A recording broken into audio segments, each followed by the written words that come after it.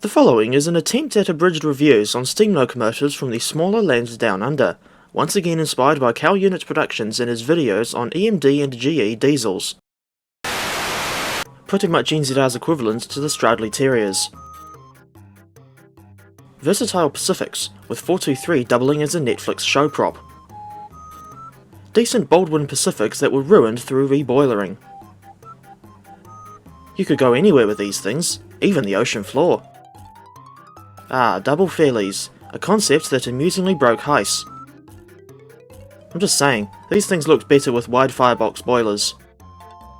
Original headstocks looked weird, wide firebox rebuilds were better. NZR's last purpose-built freight locomotives, thanks to the AB. New Zealand's only Mikado, looking like a stripped-back K37. Prairies with a tender design nicked from the USA. A dinky little tank engine with odd cylinders. As Father Jack once said, "What the hell is this?" The first Kiwi steamer to be preserved. No, these were not Mighty Max basis. What was Pearson thinking when he designed this thing? Great saddle tank engines, apart from the cramped cab. Unique engines that ran to Whakatane, and thankfully 250 is preserved. Were these locomotives anything other than comically weak? It sucks that these were failures, because Garretts are fascinating. Basically just ABs on steroids with Grizzly's convoluted valve gear. 77 years, that's an impressively long service life. Did you know that these were New Zealand's first tender engines? I've never known what to make of that streamlining. Fastest and best, as a certain Silver A4 would say. No coal for me, thanks. I'm an oil burner now. Only looks like a classic American 440 above the boiler. Icons of the steam era, so naturally 900's hidden away. Good job the imitation streamlining was removed. Where would the Midland line be without these? A good example of well-proportioned tank engines. Not to be confused with the LA freight wagon. Gordon light-footed rebuilds of 060 tanks. Some decent Baldwin-built prairies, until the shunter conversions happened. Nothing special about these, unless Fault Lane compounds are your thing. Just as forgettable as the NA. Oh great, another deckless engine like RGS-20. NZR's best Baldwin-built engine, apart from the WD. The WMR really had a thing for Baldwins, didn't they?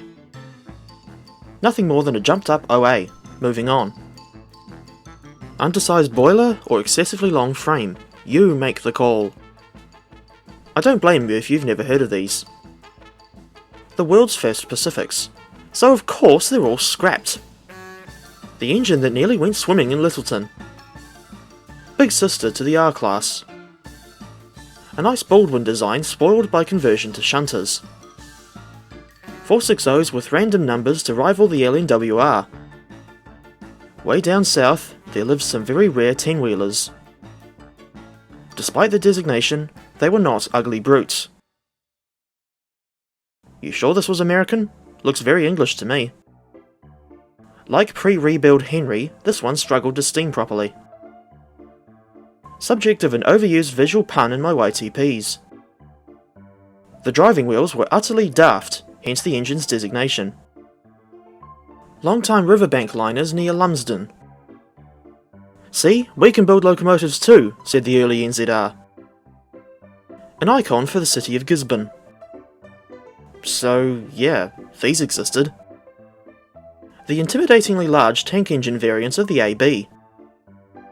A tiny cab for people who spent ages in the dryer. Not called the WC because NZR hated toilet humour. Weird rebuilds of 480 tender engines. Veterans of the Nelson section and some lines in Tasmania. NZR's very own Hudsons, despite being no CN 2860. Almost British facsimiles of the WA, only these came first. A one-off 284 tank. Screw you NZR standardisation! Updated WGs that are also Glenbrook's Golden Boys. The world's first 482s, and fortunately one is preserved. A very British tank engine with an overkill whistle.